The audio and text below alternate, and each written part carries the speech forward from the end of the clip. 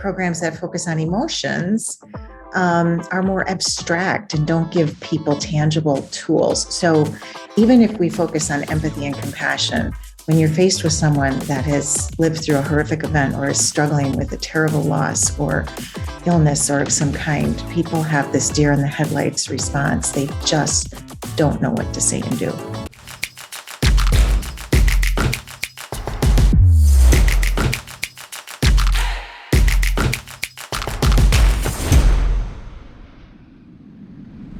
On this special edition of the Creator Community, we showcase an author alumni, Jen Marr. Jen is a business development executive turned founder and CEO of her company, Inspire and Comfort, founded in 2015. Her company researches mental health issues and trains people all over the country on how to intentionally offer comfort when we need it most. Jen is also a mother, a spouse, a runner, and a published author with New Degree Press. We'll learn exactly what comfort is, why we have such a difficult time offering it to others, as well as steps we can all take to overcome the perceived awkwardness of offering comfort. We'll also hear how through Jen's learning the power of comfort led her to the creation journey of her book, Paws To Comfort. Then we'll hear how this act of creation led her to connecting with some incredible people and landing her a speaking and coaching engagement with one of the most prestigious leadership development programs in the world. Check out the show.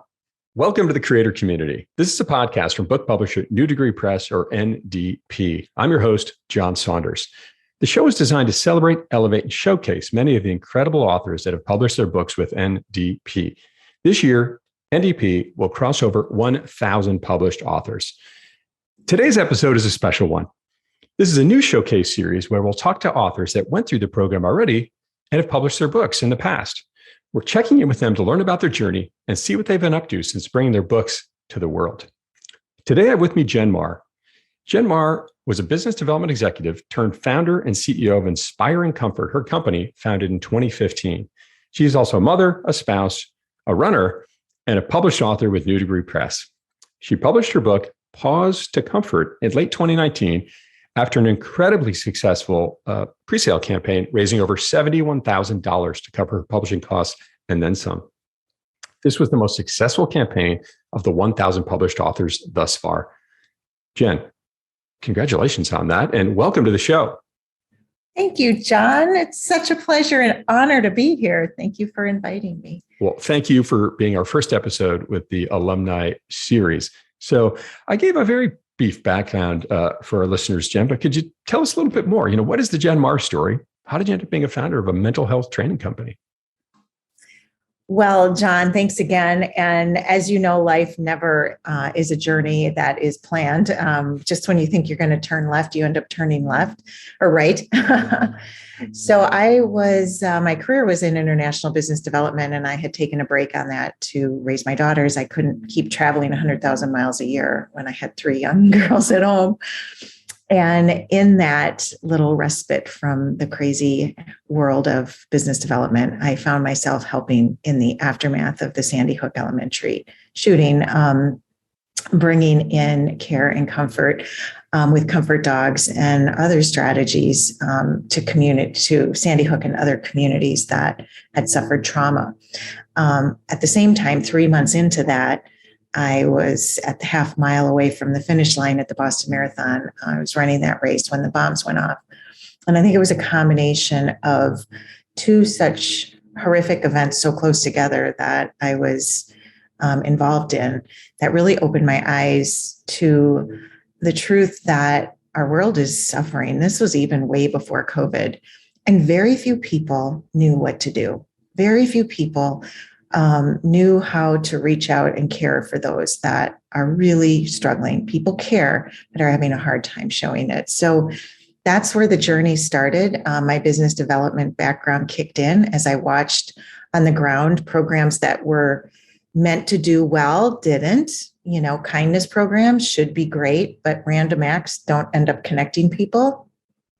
And a lot of times, programs that focus on emotions are more abstract and don't give people tangible tools. So even if we focus on empathy and compassion, when you're faced with someone that has lived through a horrific event or is struggling with a terrible loss or illness or of some kind, people have this deer in the headlights response. They just don't know what to say and do. So that's how I set off. I'm like, there's got to be a better way. And that's where it all started. Unbelievable. So I like this contrast you bring between random acts of kindness, and sure, they're great, but is there a solution there? Is there a roadmap that others can follow from? And it sounds like that's what you've developed, a roadmap to help others. So when you think about this concept of comfort, it sounds like it came to you through living through these experiences personally. I did see a picture you posted recently, you running that Boston Marathon, and I mean, holy cow, what a day to be there. And then getting to be directly involved. That's amazing. But how do you, through your book and your work, how do you define comfort, and how did you sort of unearth the power of it as you went through this journey? Well, it's such a great question. It's such a critical question, because people look at the word comfort and they're like, oh my gosh, like that's just, oh, it's cozy blanket. And people think sweatpants. They think of the noun form. They think of the inactive, cozy noun, which is a comfort zone, right? The verb form of comfort is far different. The verb form of comfort is anything but being in a comfort zone. To comfort someone is not easy. And if you think of the actual core word of it, whoever sat down and invented this word invented it as a verb, a resilient verb, because COM is the core to community. Com means together with, and fort is strength. Word comfort itself is strength together, that when we go through tragedy together, we need each other. And that is what I was feeling on the ground. And I was feeling that people were not getting this. People didn't know how to connect. People didn't know how to work together to get through this. And so you actually realize that the only way you can get through this is with each other. And these programs that were good intentioned programs on the ground weren't doing that. So it just formed from that. And I mean, I was bringing comfort. That was what I was tasked to do. But I was realizing that no one else knew how to do it. So the definition of comfort on the verb form in the Merriam-Webster definition is to bring strength and hope. And that is so different than what most people think of as comfort today. So there's kind of this myth that needs to be broken, that we do have to get out of our comfort zones to comfort, and that the actual skill of comfort takes courage and intentionality. It takes listening. It takes so many other things that will then cultivate those critical emotions of empathy and compassion. And it carries kindness with it. It just goes beyond what kindness and empathy programs are teaching right now. Right. I appreciate the fact that you've taken this much broader look at it, and boy, I guess maybe the fortunate or unfortunate events you've lived through and dealt with have given you greater exposure to this. Was there maybe a moment where you really saw, like, holy cow, there's a gap in the world, if you will, in that people just kind of are lost with this idea of comfort? Was there kind of a moment where this was a breakthrough for you? There was a red flag moment for me. I was in a crisis response deployment. I was in a room with a whole bunch of high school friends. There had been 2 tragedies over the weekend, and I was sitting with a group of friends whose best friend's brother had been killed in a plane crash. And these friends were distraught. I mean, their best friend was at home, obviously, with his family. But I sat and listened to these students, these young men who cared deeply for their friend, but not one of them had reached out to the friend yet. Here they all had their phones in hand. And I overheard a conversation that went something like this. Did you reach out to John yet? No, me neither. I don't know what to say. I think he just wants to be with his family. I know. I'm afraid I'll say the wrong thing. I don't know how he's going to come back to school. Like, they cared deeply, but they were in this awkward zone that they just didn't know what to say and do.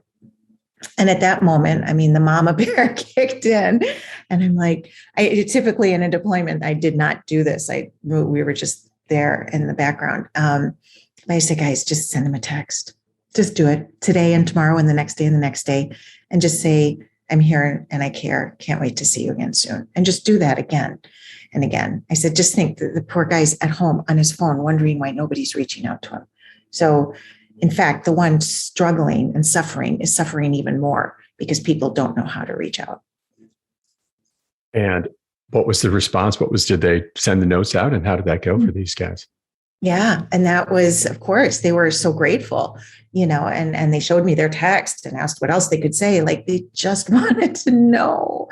And that was it. I'm like, we have to do more, because it was the combination of being in Sandy Hook each week. I was there for every week for 5 years, and seeing how long-term struggling and suffering is. Like you just, in a standard crisis response in a school or a company or an organization, and they'll bring in help for 72 hours and then it's supposed to be get back to normal. And, the more of these short-term deployments I went to, I'm like, things don't get back to normal in 72 hours. These kids go back to school with an empty chair in the classroom or a friend that's struggling. They don't know how to deal with it. And the standard crisis response, which is a very legalistic response, make sure you check all the box legalistically.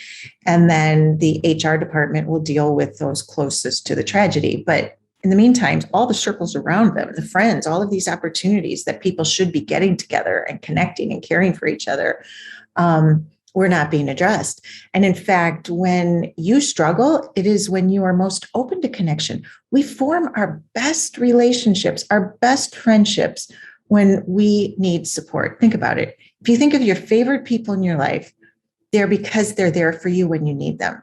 They've helped you through hard times. You've persevered through difficult situations together.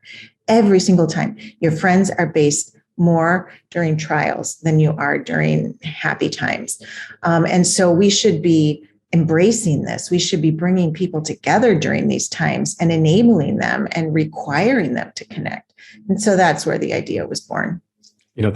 Thank you for sharing that, and such depth to the story and personal experience. It's unbelievable. And the Sandy Hook, I mean, holy cow, what a tragedy there. I didn't realize you were there for 5 years. Thinking about the friends we developed through challenges. I mean, I think to this very day, I've been out of college since, the mid to late 90s. My best friends are people that I met through that experience, and talk about change and transition, right? All these sort of, you're on your own for the first time. And I never thought about it that way. That's a great point. Jen, in your book, you talk about, you make the case for why comfort is important in the world today, which I'd love to hear more about. And you also touch on, sort of who needs to be comforted. Can we talk a little bit about those two subjects?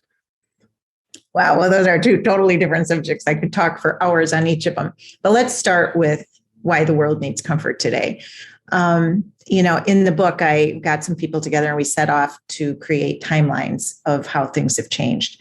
But for a very brief conversation, if we are to agree that the recorded history started 5,000 years ago, because that's what I looked it up. For 4,900 of those years, life was very similar. Nothing changed much. We lived in small groups. We lived in families. We lived in small tribes. We took care of each other. We cared for each other. We would follow in each other's footsteps. We didn't go that far apart. And that was our way we lived and communicated. And starting in 1900, all of these revolutions changed, right? Like we had the Industrial Revolution, we have the Healthcare Revolution, we have the Transportation Revolution. And what's happened over, think about this, the first assisted living center, 1981, right? Like this happened so fast. My parents were the first generation that went as far as they could drive away from their parents. And then that was my parents' generation. Our generation then went as far as they could fly. So, we're sitting in a situation now where my grandparents, all of their community is the small little community in Iowa. They all stayed there. My parents drove as far as they could, which was 5 hours away. So that radius grew. And then our generation, we're all over the place. So now I have a daughter in Texas, Indiana, New York. I have a sister in New York, Connecticut. My parents are still in Wisconsin. We don't come home to our tribes the way we used to. And so we used to go to work, come home to our tribes, go to school, come home to our tribes, because those community bonds and family bonds have broken down and are much different now. the workplace and schools have to pick up the slack of social centers, because more and more, and we find this in the surveys and assessments we're doing, there have been groups that I've worked with that over 35% of employees don't get their buckets filled outside of work. They don't have a tribe of friends, of supportive friends that care for them. They're walking into the workplace already exhausted and burnt out with very little connection. And so the need to know how to care in the workplace, in our schools, is something that was foreign just a decade or two ago. You're like, no, that's the role of families, right? But that's not the case anymore. Society has changed drastically, and we have to recognize that a great number of people are not being cared for outside of school and work. And even within our own homes, we need to understand how to reach out and care. Because the other thing is this complete change in how we communicate. If now you look on the technological end of, just in the last 15 years, we've gone from face-to-face, voice-to-voice communication to almost all screen to screen. And that has drastically changed our care behaviors. People don't recognize things as easily. They misjudge situations. It's become much, much more awkward because we're always on our screens, and that's where people want to be. And so screens aren't going to go away. What we have to do is understand the impact they're having and try to offset that by teaching how to care through them.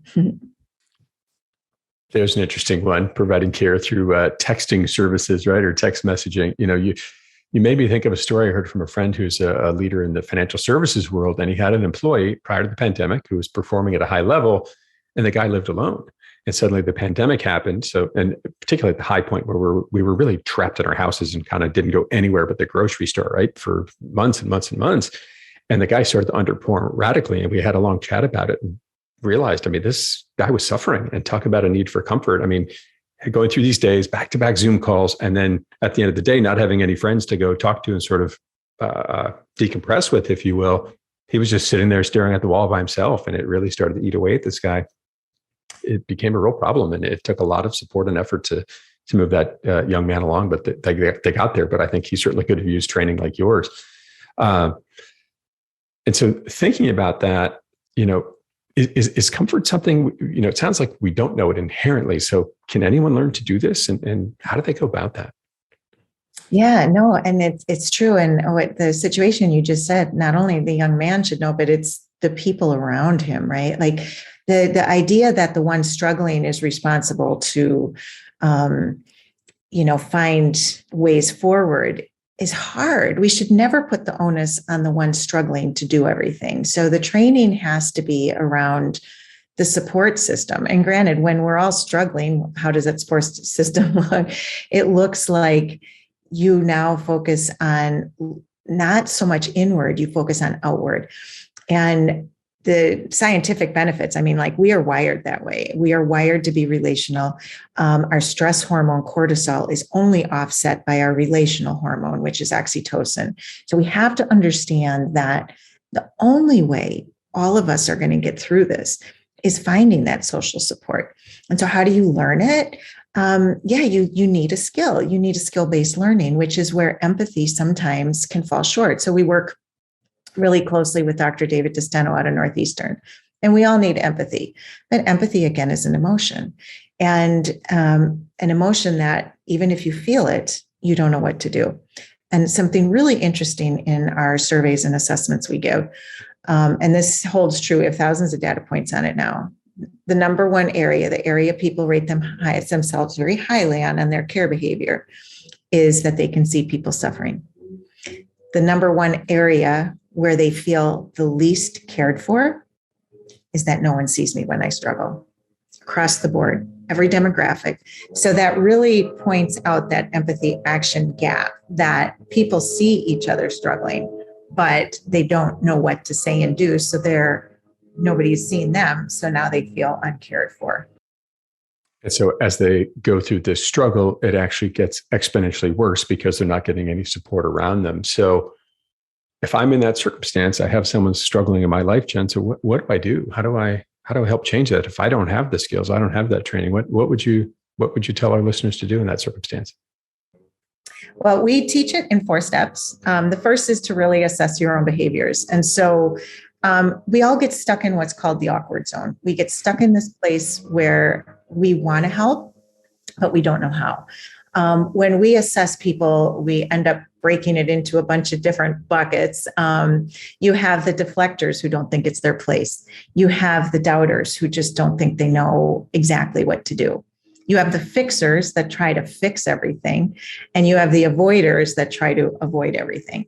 And so each of those, it starts with understanding what kind of awkward zone do I operate in, and what do I need to understand? For those deflectors that don't think it's their place to help, they have to first understand, no, it is. Or those that are just doubters, like, no, you have to understand your skills. Here's what you're good at. Here's what you need help with. And these are behavioral changes. It's not like personality traits. So that's the greatest thing about it. Once you understand what your behaviors are through your assessments, you also then need to recognize the importance of it, what we're talking about, to go through some training to understand why it's worth it to invest in this skill, the time and energy. Next is equipping. We go through, we have the book, which gives all sorts of tips and tools in it. We have all sorts of workshops to go through. And literally that is just taking your assessment and applying action strategies against that, depending on what your awkward is. And then the last step is we have cultivate, where we will train the trainer for programs, train people to be within organizations, to act as someone that will continue to bring these strategies forward. So it's, but on a high level, think of a marble jar. Think of the friend that you were talking about that is by himself, isolated behind 4 walls during a pandemic. He just needed a lot of people to reach out to him. He needed to know he cared. And so think of him as a marble jar that's in need of filling. And a lot of people should be sending him texts. Maybe someone drops off his favorite coffee one day, or put a card in the mail, or have a lot more chats with him. At the end of the day, it's never anything big. People just want to feel seen. And so, as you said, those texts that you sent him, or, just phone calls, and knowing that he is seen and cared for makes life so much better for someone like that. So what's interesting is that the actually course of action doesn't necessarily have to be that big, right? It's just sort of showing up in many ways. But I love these awkward zones that you talked about, and how you've broken it down into 4 different categories. So first, doing a little bit of self-awareness, checking on where do I land on these things, and how do I overcome, I guess, is that a fair statement? How do I overcome sort of my awkward zone? Is that where we're getting at? Breakthrough. How do I break through that? Yeah, that's powerful. And then I love the fact that you've then given a roadmap to help people. One of the things you talked about in the book is, this circle of comfort idea. Could you talk a little bit about that, and it's sort of the next step of this process? Sure. The circle of comfort is actually the process of it. All right. And we look at it as like 5 steps. And it really is, when you repeat these steps, you have that connection and you grow that relationship. And it starts with just opening our eyes every day to who around me is struggling, who needs to be seen, just as you said, you saw that coworker, whatever. Secondly, you perspective take. You put yourself in that person's shoes. You consider, what do they need to hear? The third step is you come up with an action to do. Now, a lot of times in emotional trainings, all of those first 3 steps are kind of perspective taking, right? They're all kind of like, what does he need? What does he want to do? And this is where, when we're teaching emotions, we will role play and we'll talk about, what would you do for this person? What would you do? The skill of comfort, to complete the circle, you have to make that connection. You don't stop with perspective taking. So once you've come up with an action, you have to connect with that person and do that action, and then reflect back on how that helping helped both of you, and think of the next thing to do. The science behind it absolutely is, when you help others, oxytocin is released. It reduces your stress and helps you. It's how we're wired. So the more times you go around that circle, it's like adding more marbles in the jar. But it is a skill that requires the connection. You can't just think about it anymore. You can't just feel like this is what I should be doing. You have to intentionally act on it. And you have to find those actions that really work. I love this. Not only this concept you've come up with, the intentional steps to take to get through it, but that it's so science-based, right? You had these experiences that sort of helped you see in this direction, right? But now you've done all this research and found out there's an enormous amount of science behind this, and a benefit to both parties, right? Which is so powerful. So could you walk us now as you approach, really, I think somewhere you're right around the 5-year anniversary of your company. How did all this sort of lead you into getting this company off the ground? Yeah, well, I think in 2015 is when we just started doing programs in schools. It wasn't a company yet. We were really kind of testing concepts. The company actually was launched in 2018. So we launched it. I had to make the decision, do I make a company out of this, or do we just really just do this helping program on the ground, which is what we were doing. So in 2018, we really launched our first programs. They were do-it-yourself programs. And right away found out people don't want to do it-yourself programs. They want somebody to do it for you. And not only that, the need was much broader. People wanted a take-home resource, and people started asking me to write a book, of which I really kind of fought against because both my sisters are writers. I didn't feel I was one to sit down and write a book. It was a process, but I knew we needed to write the book. I knew we needed to have trainers and a program that we could actually go out and facilitate and train on the field. And so that's what we went into 2019. And then COVID hit. But there you were with a book now. And how has the book played a part in your business? How has it helped? How has it, been a key element to your business? Or do you use the books with your workshop? How does the book play into the business? Yeah, the book was, well, first of all, I just got incredibly lucky with being able to collaborate with Skye Quinn from Time Magazine. Somewhere along the process, I knew that the type of book I wanted was not a book of all words. That's not how I learn. And so it's not comfortable to me, which is what was holding me back. And I was sitting at Target one day, and I pulled this, those little, they're not magazines, but they're not books. They're called bookazines. They're a little thicker, and they're longer shelf life. And it was Time's Mindfulness, I think. And I picked it up and I'm like, okay, that's how I can do my book. I can do my book like that. Long story short, ultimately, I found out who designed it and reached out to her. She loved what I was doing and collaborated with me on my book. And once I understood that I can do a book like that, it became just this wonderful collaborative effort of how can you teach comfort in visual ways, and all from the paper quality to the imagery to the font style, to a combination of stories and statistics, and really making it much more interactive. And Skye was just amazing to work with. And it became the cornerstone of what we do, because the book outlines everything you need to know. And from that book, then we've built out training modules. We've booked out an learning management system online. We've taken an assessment and moved it online. So during the COVID, even though the launch was completely kiboshed because of it, we've taken these last years and really developed out the content. But the book continues to be the focus of everything we do. It's whether it's a college campus, whether it's a corporation, we tend to use the book to sell in bulk when we go train people, using the book much more from a B2B model than a B2C model, even though we launched it on a B2C model. COVID kind of pushed us to the B2B model, which it's actually a lot more fun selling books in bulk. To be honest. I hear you. And by the way, I have a copy of it. Thank you for sharing this with me. Paws to Comfort, Jen Marr and Skye Quinn. What a gorgeous book. And as you said, these beautiful pages filled with pictures, data points. So you literally found Skye looking through the magazine rack, the book rack at Target? Well, I knew that book was one that I wanted to use as a guide, but I had no idea how I'd find a designer. And I had a friend that would tell me, well, if you have something you like, see if you can find who designed it. And so I put out that mindfulness book and I went back and I saw it was Skye Quinn. And I found her on LinkedIn and I reached out and she answered me. She's like, I love what you do.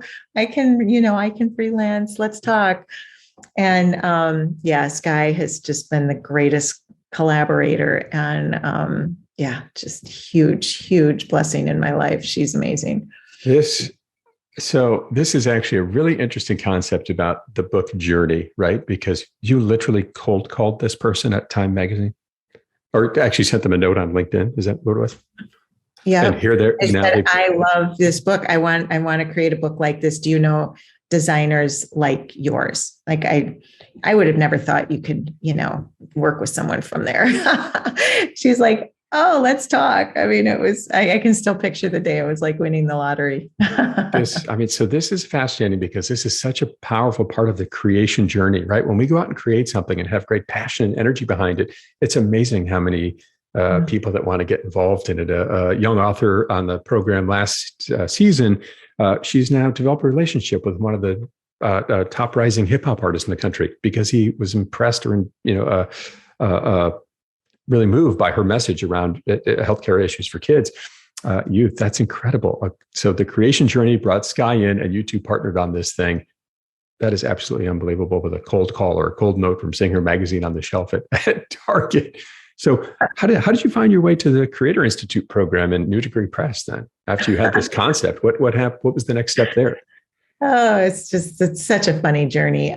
Eric Kester reached out to me because he had a student that was writing a book related to mental health. And we had both graduated from the same university, Marquette in Milwaukee. And so he found me because we were from the same university and said, could you help this author? I'm like, absolutely. I'd be happy to. And so I worked with this author. And when she was done, I reached back to Eric. I'm like, well, good. I'd love to pick your brain now. My sister is a children's book author and she's self-published. And I didn't know if that was the direction I wanted to go. I really had no idea. And I just called Eric to pick his brain. I said, I'm not sure which route to go. I'm not sure where to go. I have to make this book. And so we had a conversation and he introduced me to Brian and there you have it. And you dove into the publishing journey. Holy cow. It was. Yeah, loved Brian from the start, loved what they were doing. And so, and I'll never forget at first when he said, we're going to do this with crowdsourcing. I'm like, what? I have to ask my family and friends to pay more money? And I mean, he had to sell that one to me, but it was absolutely the right thing to do. And so talk about awkward zone, as you talked about earlier. Now you have to go out to your friends and family and try to pre-sell them a book that's not going to come out for 5 or 6 months. And you raised $71,000, which is absolutely astounding. Congratulations again on that. When you think about this journey, right? You're busy, you're doing all this work. How did you fit this whole process into your life? I mean, this book has incredible amount of detail and pictures. I mean, how did you fit this thing into your life? This author journey. Well, it's a passion. It's what I do. I know the need. I could see the vision. It's crazy to say that when the book came out, it was like, this is how I always envisioned it. Like, yeah, this is it. I knew it was going to be like this. It's a crazy, I can't really describe it, but once we started working on it, I knew what it would be. And it was exactly what it was. I had great co-founders at the time, Jill and Mary, were all in on this as well and really helped immensely with the Kickstarter campaign. And so we had this team of 4. It was Mary and Jill and Skye and I, and we said, let's do this. And it was really a team effort. I couldn't have done it without Jill. I mean, especially was leading the charge on the Kickstarter, and Mary was such a great supporter. Skye was doing the book, and it was really a lot of fun. It was a lot a lot of work. I was a very early morning person. Skye is a very late night person. And to get this done, there were times that literally we would get on, I would be awake. I'd wake up early. She was still working, at 4:30 in the morning. Wow. We would spend 2 hours collaborating. Then she'd go to bed and I'd start my day. Like that's how it went. It was just, but that's writing a book, right? Like you get into these stretches where you're like, okay, it's crunch time and you got to get it done. And so your mind is going at 1,000 miles an hour and you just go until it's done.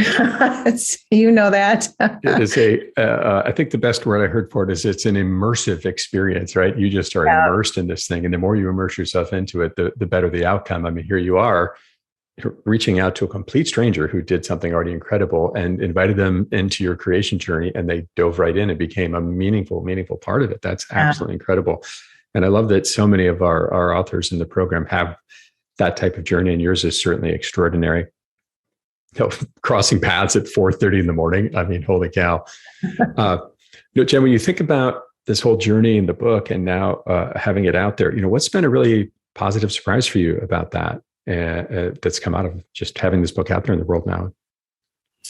The reaction of really amazing people and not having anyone dispute anything, right? Like, I think that's been it. One of the greatest stories is in the suicide prevention world, this woman from New York that just immediately put this book out to the mental health community in New York and asked us to do a research study. So believed in the power of the need for connection in suicide prevention that we did that. And it's just been used and spread a lot throughout that community, which was a dream of mine. Like if it's accepted there, that's all good to me.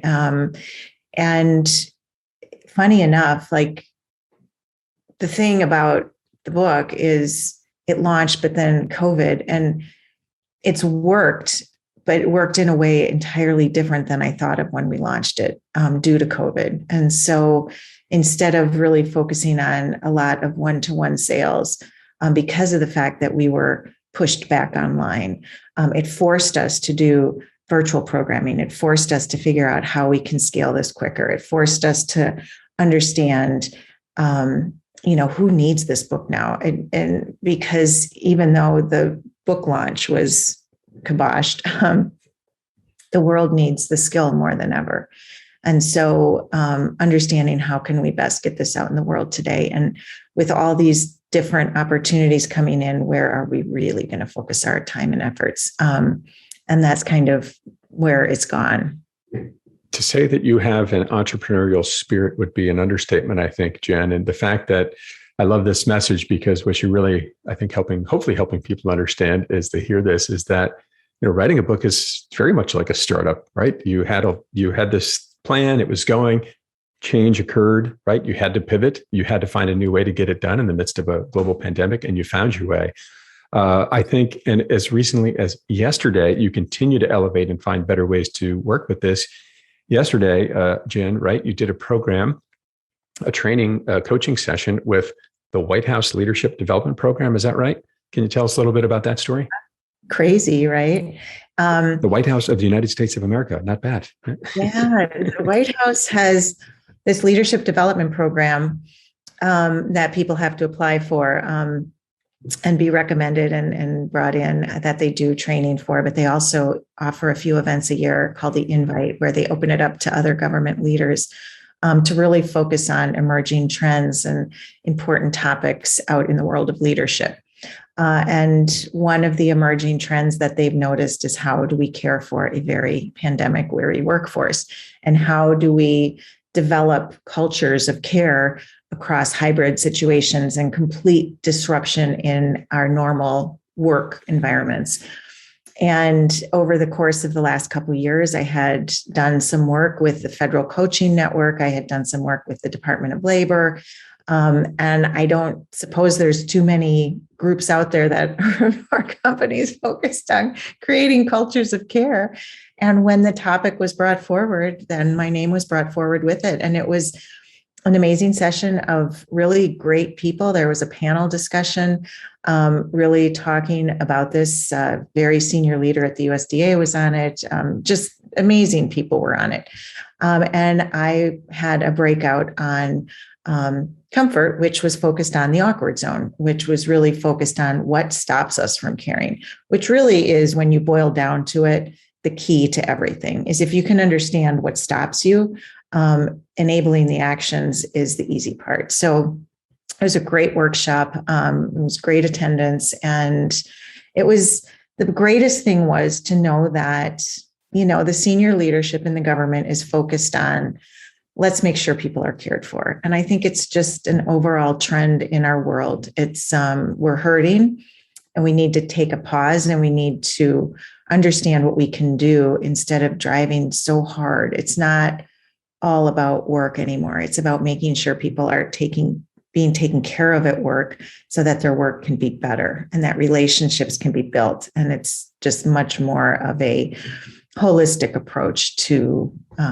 life and work balance.